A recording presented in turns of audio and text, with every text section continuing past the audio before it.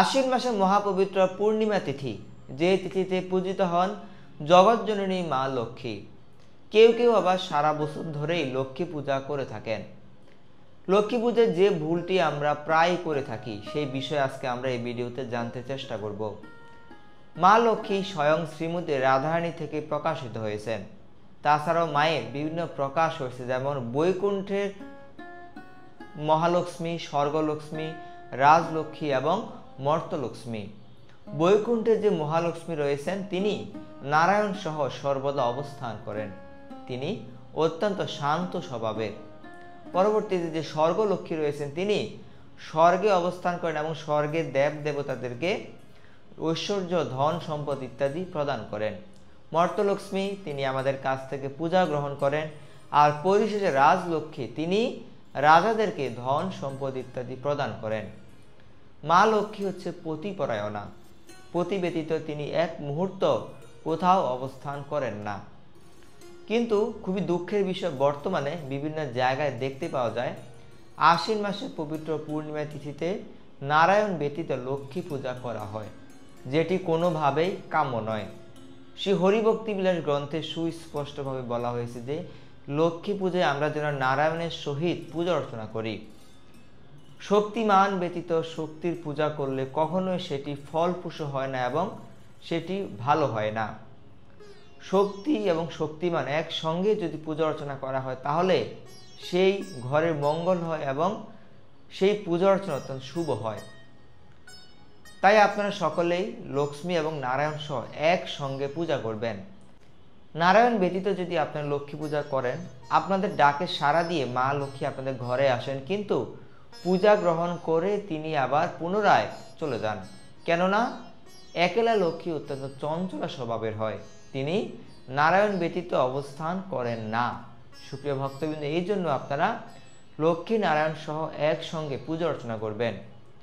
গত কয়েকদিন পূর্বে আমি যখন ঢাকার শাখারি বাজারে যাই, সেখানে দেখতে পাই সারি সারি লক্ষ্মী প্রতিমা সাজিয়ে রাখা হয়েছে।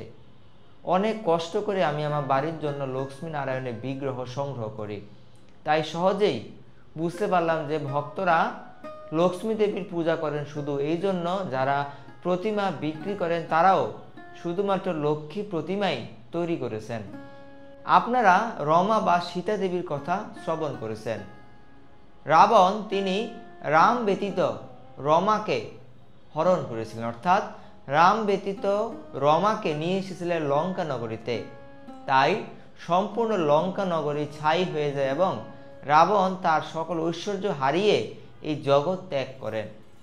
তাই রাম ব্যতীত রমার পূজা যদি আপনারা করেন, কখনোই ভগবান সন্তুষ্ট হবেন না, লক্ষ্মী দেবী সন্তুষ্ট হবেন না। যাদের ঘরে ভগবান শ্রী রাধা মাধব বা রাধাকৃষ্ণ সেবিত হন, সেই ঘরে মা লক্ষ্মী সর্বদা অবস্থান করেন।